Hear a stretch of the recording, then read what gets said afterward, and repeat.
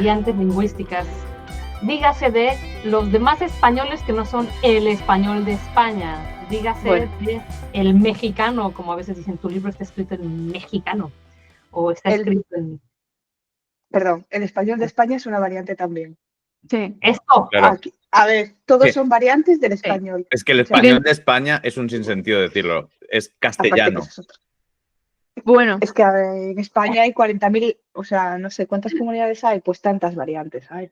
Claro, no porque cada comunidad igual. habla distinto, un poquito. Te vas a Andalucía y a lo mejor... Exacto. Pero entonces, ¿cuál es el castellano? Claro, pero ahí ya estamos hablando, yo creo, de localismos y de jergas, por así decirlo. Pero el idioma...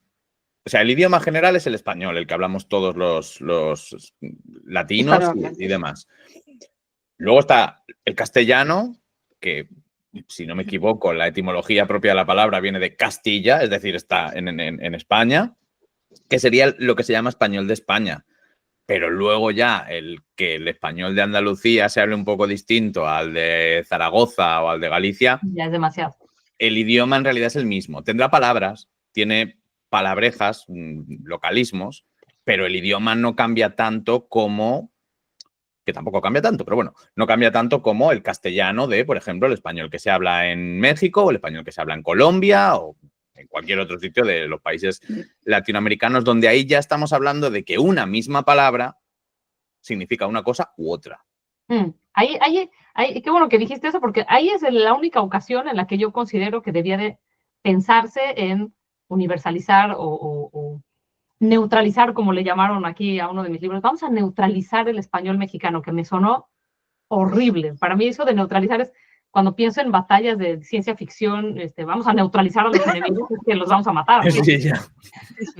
Pero entendí, bueno, es que hay muchas aristas. Yo entendí que para la literatura juvenil sí que era necesario que hubiera una cercanía con los personajes y que era más importante lograr esa empatía entre el lector y el personaje que la integridad, entre comillas, del español mexicano mío, ¿no? Entonces, por eso acepté que hubiera un club de los perdedores, que en la portada, en vez de tener ñoña y nerd, tuviera empollona y friki, ¿no? Que yo jamás lo habría puesto, porque entendía que el mensaje no se estaba perdiendo.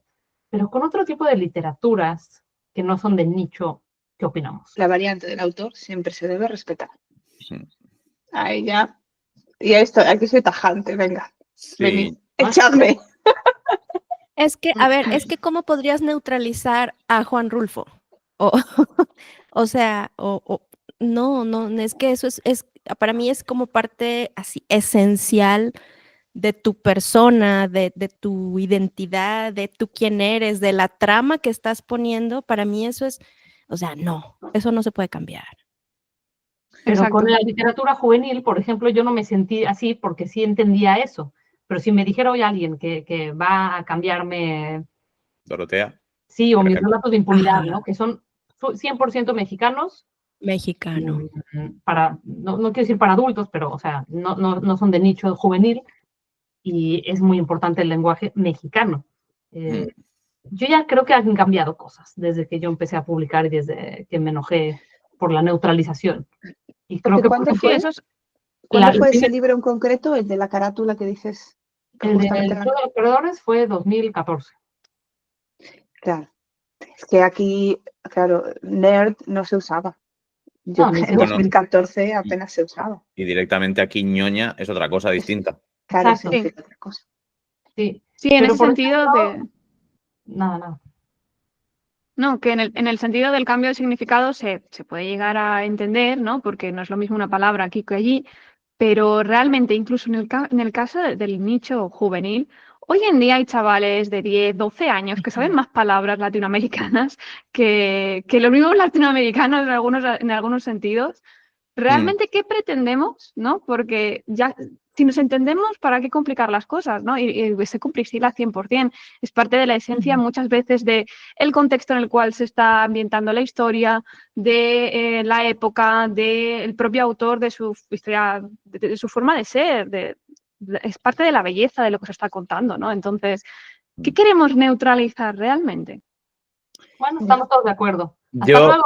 Yo por aportar una nota de color, sin estar, o sea, sin sin dejar de estar de acuerdo en que creo que, como ha dicho Gaby, que la obra original debe preservarse en la medida de lo posible. Otra cosa es que ya esa persona no conozca el idioma y haya que hacer una traducción.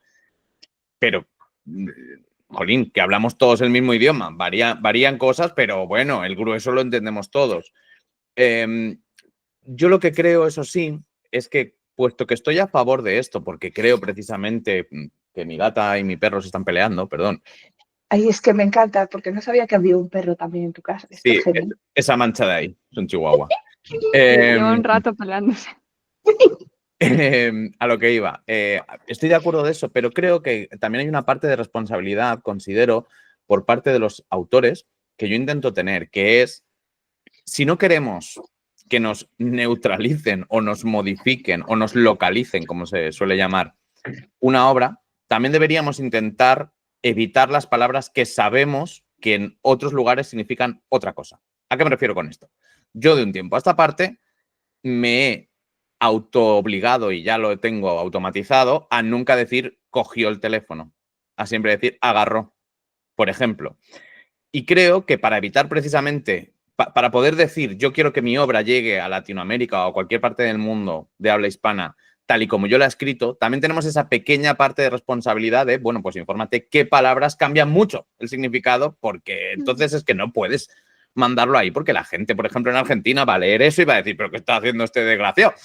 Entonces... No, nadie va a pensar eso. O sea, se entiende, pero tal vez no quieres generar esa distracción. Exacto. Pero solo por eso, no es como que no se va a entender, sabemos Sí, eso. pero el problema sí, pero... es que hay palabras que tú das por hecho que sí se entienden o que son las mismas, sí, y que no hay manera que tú dices, tienes responsabilidad de buscar. A mí me pasó ahora que estuve en la sesión de revisión con la editora de aquí de España, en una novela que según yo estaba no estaba súper mexicanizado, ¿no? Estaba bastante universal porque ese era el tono de esa protagonista narradora, ¿no? Y como yo también llevo varios años viviendo aquí, yo sí sé cuáles me saltan, según yo ya estaba. Y de todas maneras, cuando me puse a verlo con ella, me dijo unas que yo daba por hecho que eran las mismas. Entonces, ni siquiera puedes hacer esa investigación. O sea, para mí, bombones son malvaviscos. Y aquí bombones son chocolates que vienen en una cajita. Y para mí estaba hablando de los cereales de desayuno, de esos que para niños que traen malvaviscos de colores, que son una asquerosidad, y era importante para la historia que fueran esos malvaviscos que se atoran así en la garganta. Entonces ella me dijo, no, pues lo quité y puse solo cereales. Yo, no, es importante para mí. Sí, pero acá no se entiende lo que son bomboncitos de colores. Ah, no, pues tenemos que buscar la manera de que yo pueda decir lo que quiero decir, porque para mí existe eso. Entonces hay palabras que no averiguaría yo porque daría por hecho que son iguales. Por ejemplo, el cubo de basura, pues aquí es el cubo de basura, pero para mí un cubo es una cubeta de agua para trapear el piso. Es el tacho, ¿no? Allí. No, para mí no existe el tacho. Tampoco. No. Entonces no quieres que tenga, no sé si quieres que el lector tenga que hacer tanto esfuerzo y a la vez, no sé, por eso digo lo del nicho. Creo que para juvenil no me parece mal. Pero no sientes, Lorena, ¿no sientes que especialmente nosotros como mexicanos pasamos toda la vida haciendo el esfuerzo de entender lo que nos están diciendo? O sea, yo me acuerdo de haber crecido con palabras así. O sea, el salón, la bayeta, el cubo, o sea, muchas cosas que aquí no se usan, pero por el contexto o incluso hasta vas al diccionario como que, ¿qué están diciendo? Y ya entiendes la historia o entiendes lo que estés leyendo. A mí me ha pasado toda la vida. Y ese tipo de palabras, o sea, ahora las sé, las entiendo, pero por eso, porque todo lo que nos llega, pues está en español de España, ¿no? Sí, las traducciones de los libros eran todas, claro, todo venía de las editoriales de aquí. Claro, yo puedes llevarte la contraria, Sergio, perdona. ¿Me vas a llevar la contraria? Pues entonces no te dejo hablar. Yo iba a decir... Claro, es que me quedé pensando, ¿no? Lo que decías de que hacer ese esfuerzo para que se entienda. Yo creo que no hay que hacer, no debe uno hacer el esfuerzo. O sea, uno debe hablar como habla y el lector tendrá que hacer el esfuerzo si no lo entiende. Porque yo no agarro un teléfono, yo lo cojo.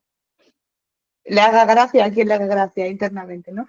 Entonces, yo, o sea, o sea, o agarro, o sea, el teléfono hasta te puedo decir, sí, lo puedo agarrar, pero agarrar es agarrar, no es coger.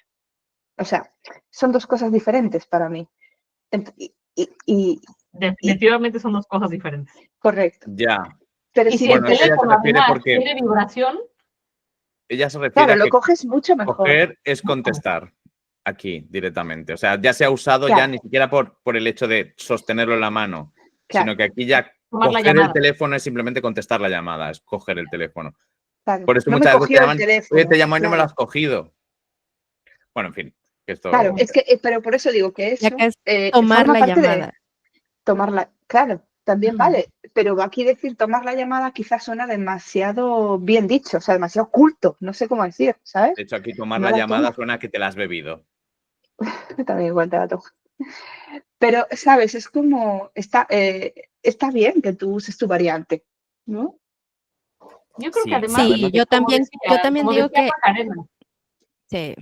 nada, que hoy, en los últimos 10, 15 años, la producción de contenidos en video se ha multiplicado a la N.000 potencia y que entonces sí realmente ya escuchamos español de todas partes todo el tiempo, ¿no? Que yo creo que eso también es nuevo y que eso también ha hecho que haya menos rechazo, porque la primera vez a mí sí me dijeron, no, esto está muy mexicano y lectores de aquí me escribían para decirme, con Gothic Doll, que salió aquí, y que no fue tropicalizado, que es otra palabra que se ha usado, tropicalizado, me escribieron a decir que estaba muy bien la historia, pero que estaba escrito en mexicano y que entonces muchas cosas no se entendían. Que además me irritaba mucho eso de, está escrito en mexicano.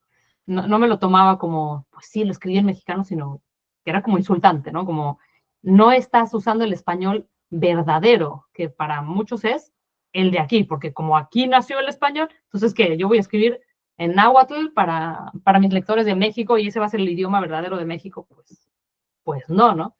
Pero tampoco me iría al otro extremo, que es lo que una vez me dijo un señor de otra generación, o sea, de ya 70 años, que lo mejor sería que hubiera un solo idioma para todo, que todos debíamos hablar el mismo idioma y que eso facilitaría absolutamente todo en el mundo, en cuestiones políticas, culturales y de todo. O sea, Qué Siguen miedo. esperando. todo lo que se perdería ahí. Tengo una opinión, o sea, voy a extender más mi opinión en base a lo que me ha dicho Gaby.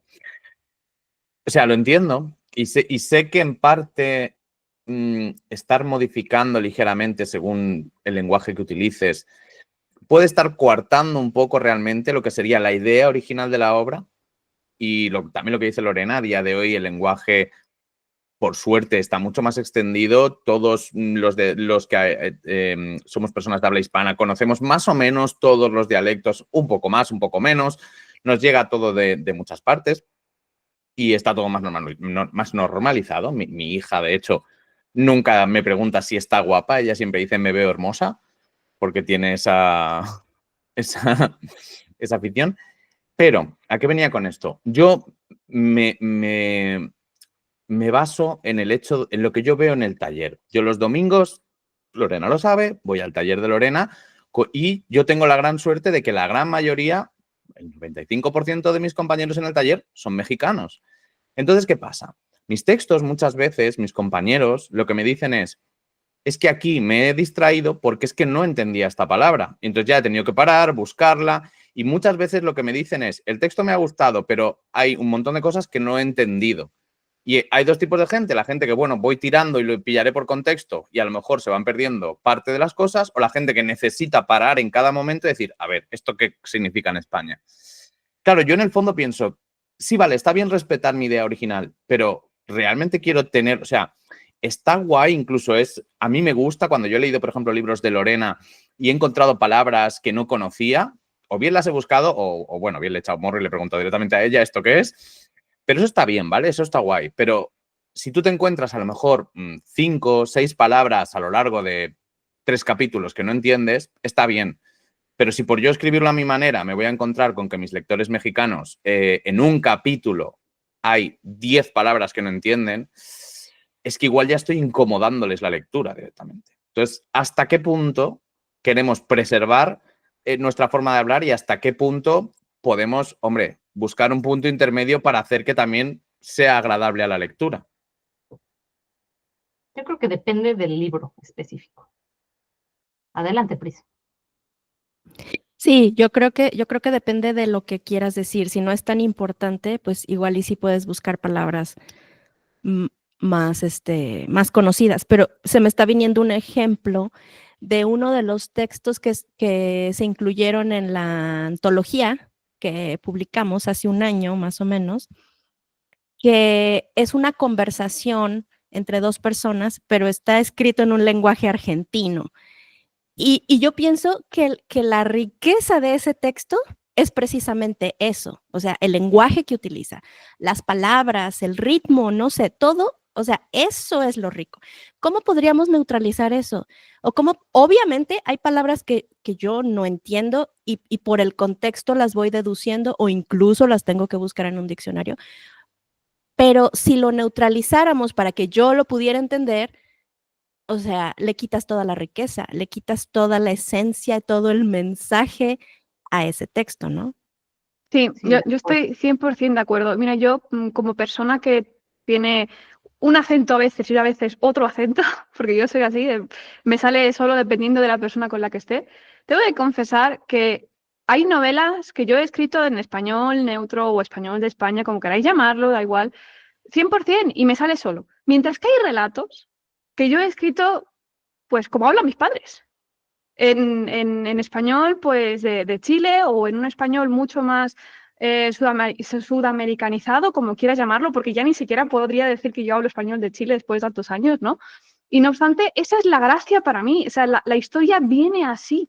Cuando aparece en mi mente, cuando los personajes hablan, esos personajes hablan así porque, ya sea porque estoy en algún entorno familiar que me recuerda a mis propios entornos familiares y por tanto hay esa asociación mental en mi cabeza, o porque quiero situarme en un escenario de ese estilo, ¿no? Estoy 100% con Pris, entiendo lo de dificultar la lectura y yo soy de las primeras que piensa que a la hora de escribir hemos de intentar en lo máximo posible que el lector olvide que está leyendo un libro.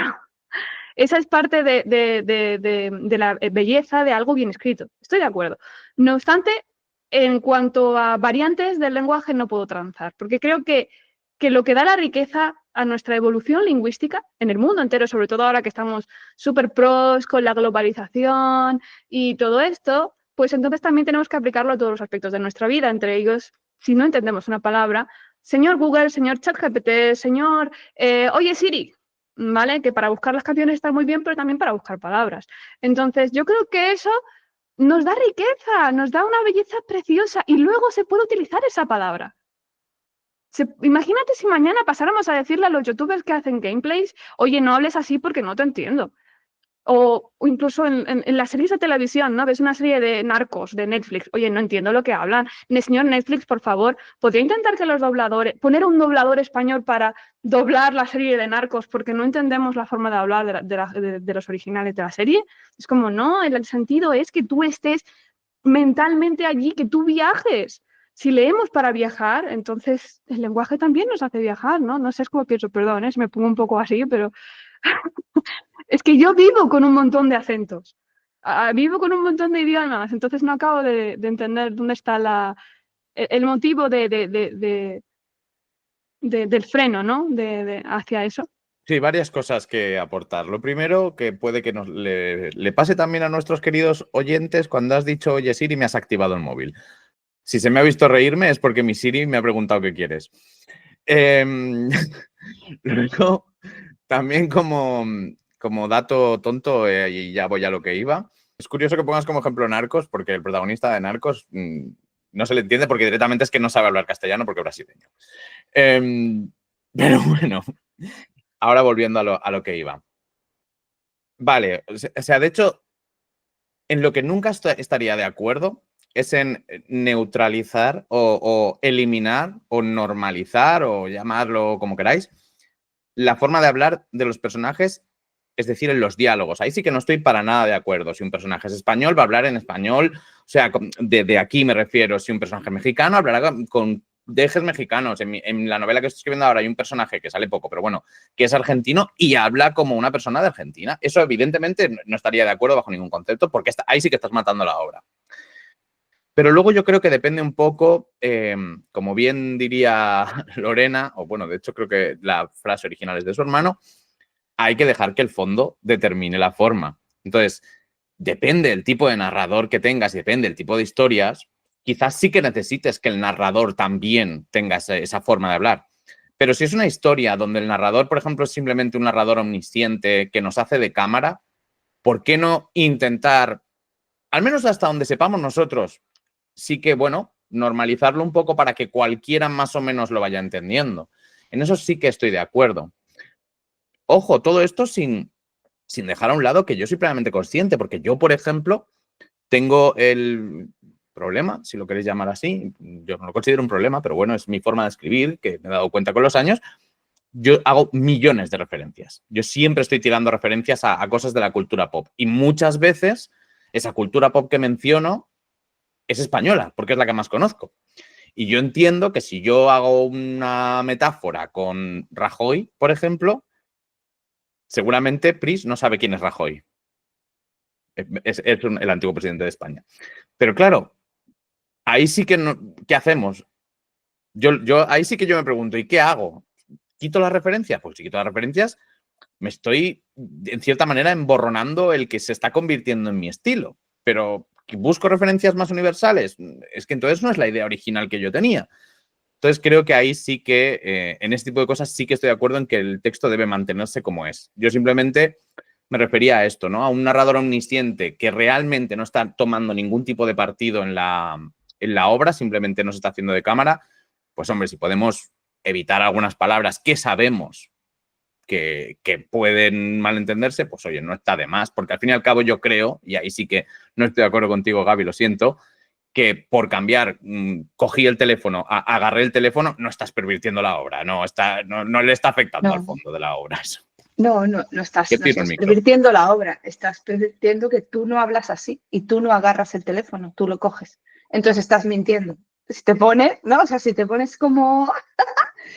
Claro, quiero decir, no, el narrador es omnisciente, sí, pero lo has escrito tú, Sergio, no lo he escrito yo, ¿sabes? No, Gaby, tampoco vuelo montado en dragones y en mi novela hablo de eso. A ver. Claro, no creo que sea mentir. Tú. No sé, me explico, tú no hablas así, ¿sabes? No, o sea, una cosa es que adaptes, pero es como que es que tú no hablas así, o sea, no sé explicarlo de otra forma, es como no es tu esencia, no es tu identidad, ¿no? Es que te estás adaptando además ¿a quién? A un tipo de público, pero el otro, o sea, y dentro de Latinoamérica hay un montón de países que cada uno habla como le parece, entonces, como en los rioplatenses usan el voseo, lo usamos todos, lo dejamos de usar. Es que están así. Como los gallegos no usamos tiempos compuestos, ya no me digas que has tomado un café esta mañana, ¿no? Yo te entiendo igual. O sea, esto igual es demasiado. O sea, en Galicia no usamos tiempo compuesto. Sería yo tomé un café, ¿no? Sí, yo me tomé un café, desayuné, comí, ¿vale? Yo comí hace una hora, pero alguien de otro sitio dice, no, tú has comido hace una hora. No, ¿sabes? Pero claro, es que cada uno habla como habla. Ya, pero sé que tienes la mano levantada, pero muy rápido la respuesta, ¿vale, Maca? Pero es que creo que en esto se te está olvidando una cosa, y es que no hay que olvidar que el narrador de una novela no soy yo, es otro personaje que estoy creando también siempre. O sea, el narrador no es el escritor, el narrador es otro personaje. Pero lo estás escribiendo tú, me refería a eso, que eres tú. Sí, y también puedo escribir un personaje argentino que hablará en argentino. Vale. ¿Y qué nacionalidad le das a tu narrador ese universal? Es de Mercurio. Oh. A mí me gustaría decir que, a ver, poniéndome en el lugar, ya empatizando con la situación, ¿eh? Porque yo nunca he intentado adaptar algún verbo raro, no sé. Si te sale natural y ya te has acostumbrado, ole, ¿sabes? Porque ya te sale, ¿no? Sí que hay una cosa que has dicho que me pareció interesante y es que a mí me pasa, y esto sí que lo hago, por ejemplo, en las novelas de fantasía, claro, hay todo un world building y una cultura detrás. Muchas veces quieres hacer una escena a lo mejor en la que hay una tensión absoluta y lo típico es que tú en tu mundo, pues a lo mejor te puedes soltar ahí tacos por lo alto, ¿no? Por cierto, soltar tacos quiere decir palabrotas, que es lo mismo que decir garabatos, que es lo mismo que decir malas palabras. Bueno, ya está, ya nos hemos entendido. Entonces, ¿Garabatos son malas palabras? garabatos son malas palabras, lo expliqué la otra vez, ¿te acuerdas? Sí. Ya lo había Bueno. mencionado, pero me quedé con la misma cara de, pues si tú lo dices, Maca. Tengo que decirlo más veces, entonces. Bueno, la cuestión es, en un momento de tensión, ¿no? Te pones a soltar, que joder, no sé qué, me cago en la puta, tal, vale. Muy bien. Pero en un mundo de fantasía a veces me pregunto, ¿qué dirían? Porque a lo mejor no tienen esta forma de decir, cojones, vete a la mierda, ¿no? Porque a lo mejor hablan distinto. Y ahí sí que me tengo que parar y decir, ¿cómo insultaría a esta persona? ¿O qué haría? ¿Le mentaría a la madre o mentaría otra cosa? ¿Sabes? Ahí ya es como muy creativo, evidentemente, pero intento ponerme en ese lugar para hablar de lo que hablas del narrador, ¿no? Porque... Tienes que pensar en que estás en una etapa medieval. ¿Cómo habrían hecho? Y en ese sentido yo pienso, por ejemplo, en El nombre de la rosa, no en cuestión de palabrotas, sino en cuestión de, hay un monaguillo, un chico que ha estado siempre metido en la iglesia, y cuando quiere fantasear sexualmente, solo tiene las imágenes de arte sacro para fantasear, y entonces fantasea en esos términos. Yo creo que sería así, o sea, a mí sí me ha pasado toparme justo con ese género, Maca, de novela de fantasía, que supuestamente está situada en un medievo europeo, porque siempre se imagina a la gente un medievo europeo. El medievo en México era diferente, no es de castillos, sino es de caballeros, sino es de emblemas y de tata, ni de hechiceros, o sea, son otras cosas. Pero siempre es eso, ¿no? Siempre es una Escocia o una Inglaterra, siempre es ese medievo con los feudos y todo esto. Y a mí me parece poco natural cuando está, chinga tu puta madre, cabrón, ta, ta, ta. A mí sí se me hace poco natural. Digo, no, más bien, ya, pero tú hiciste una sátira. Entonces no es lo mismo que alguien que quiere convencer al lector de que en verdad podría existir ese mundo y que la gente hablaría así. Sí tendría que decir, como he visto, por las barbas de Merlín o por la no sé qué, ¿no? Sí, o me cago en tu dragón o en tu escoba de bruja, algo así. Todo mientras no sea la leche. Mientras no se A mí me caga la encanta leche. cagarme en la leche frita, tía. Cago en la leche frita, yo lo digo mucho. No sé si solo soy yo. Ya en la leche frita, que la leche frita aquí es un postre además, ¿no? Ya, pero yo me imagino una leche frita. Claro. Todas las expresiones que tienen que ver con caca son muy desagradables. Yo no uso nunca ninguna de esas.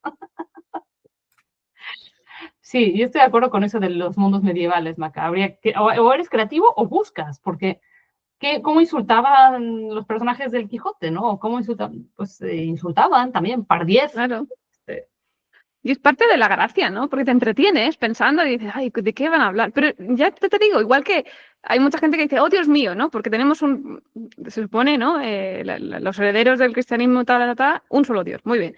Pero si estás creando una cultura politeísta, no digas, oh, Dios mío, di por los dioses, ¿no? Eso se dice mucho y a mí me hace mucha gracia cuando dices, tiene sentido porque hay más de uno, ¿no?